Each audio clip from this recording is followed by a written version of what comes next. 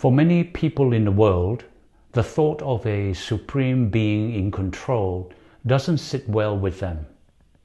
They prefer the idea of self-determination, making their own choices without feeling like someone is in charge of their lives. The very idea that their existence is overseen by a moral God who desires the best for them is uncomfortable. I get it.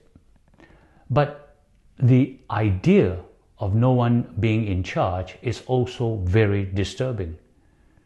To some, it might sound like freedom, but when no one is in charge, it actually leads to chaos. Without a higher authority, when conflicting desires clash, society breaks down into disorder where the strong overpower the weak.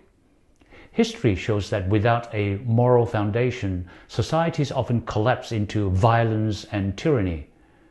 The French Revolution began with ideas of liberty and equality and fraternity, but as it progressed, traditional moral values were rejected and the focus very quickly shifted towards radical self-determination, resulting in a reign of terror in the late 18th century where tens of thousands faced summary execution over the course of 10 months.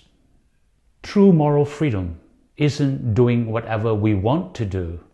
It's living within the boundaries set by a moral authority who cares for us. Without God's authority, we are left with only anarchy, not freedom. There is also a side of reality that many overlook, the non-physical realm, which we cannot see. Now, this realm is just as real as the physical world we see. In this realm, dark forces exist that aim to harm humanity. However, God governs both realms. Nothing occurs without His permission. Everything that happens does so under His watchful eye. Even when we experience things that seem harmful or unjust, they ultimately contribute to a greater good, orchestrated by God's sovereign plan, even if we can't always understand it.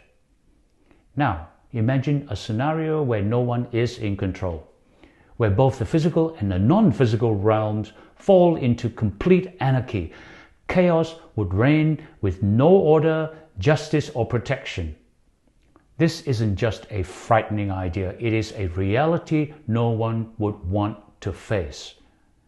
Without a God, the sovereign leader, who upholds both realms, the result would be a world filled with disorder and darkness. So, before rejecting God's authority, one must seriously consider the dire consequences of choosing a path that leads to chaos and darkness.